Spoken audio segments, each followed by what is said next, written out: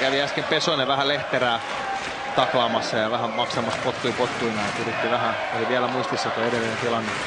Aivan varmasti olisi sellainen pusu tuossa keskialueella. Viuhkola tulee hyvin alueelle sisään. Andersson liukuu luukulle ja sitten lähtee Hyvösen pommi alanurkkaan. Kärpät johtaa 2 maalilla 5-3. Ylivoimaosuma aikaan 49-18 ja nyt on Tappara tiukan paikan edessä. Kärppiä vastaan 2 maalia kirittävänä. Hyvösen laukaus tiedetään hyväksi ja se oli tarpeeksi tarkka.